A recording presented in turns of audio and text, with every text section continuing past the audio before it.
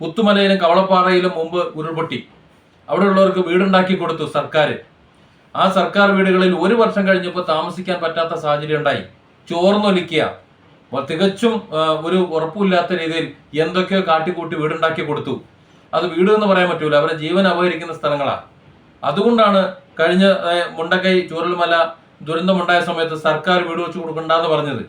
സർക്കാരിന്റെ വീടുകൾ അവിടെയുള്ളവർക്ക് ആവശ്യമില്ല. സർക്കാർ വീടുകൾ ഉണ്ടാക്കി കൊടുത്തു കഴിഞ്ഞാൽ 1 വർഷത്തിനുള്ളിൽ ഉപയോഗശൂന്യമാകുന്നവർക്കറിയാം.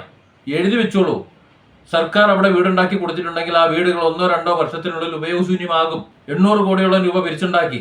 അതിൽപ്പെട്ടവർക്ക് ഓരോ കോടി രൂപ കൊടുത്തിട്ട് നിങ്ങൾ എന്താ വെച്ചാൽ ചെയ്തോന്ന് പറഞ്ഞു കഴിഞ്ഞാൽ അവർ സ്ഥലം വാങ്ങും, അവരുടെ വീട് വെക്കും, അവരുടെ ലോൺ ക്ലോസ് ചെയ്യും, അവർ മറ്റു മാർഗങ്ങളെല്ലാം ചെയ്യും. അവരുടെ ജീവിതം സക്സസ് ആവും, അതായത് ശരിയായ വണ്ണത്തിലേക്കാവും. ആ പൈസ അവർക്ക് കൊടുക്കുന്നതുകൊണ്ട് ഒരു കുഴപ്പമില്ല. കാരണം അവർക്ക് വേണ്ടി മാത്രം ഉണ്ടാക്കി വെച്ച പൈസയാണ്. അതുകൊണ്ട് ആരും ചോദിക്കില്ല, പറയില്ല.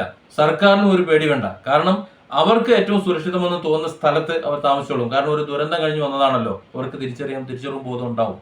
അത് ചെയ്തില്ല. അവിടെയും അടിച്ചു മാറ്റാൻ വീടുണ്ടാക്കിയാലും മറ്റ് കോംപ്ലക്സ് ഉണ്ടാക്കിയാലും, ഇനി അതല്ല മറ്റ് അടിസ്ഥാന സൗകര്യങ്ങളോ ടൗൺഷിപ്പോ ഉണ്ടാക്കിയാലും എങ്ങനെയെങ്കിലും പണം അടിച്ചു മാറ്റാനും അതിന്റെ കമ്മീഷൻ അടിച്ചു മാറ്റാനും മാത്രമാണ് ഇപ്പോൾ പദ്ധതികൾ നടപ്പിലാക്കുന്നത്.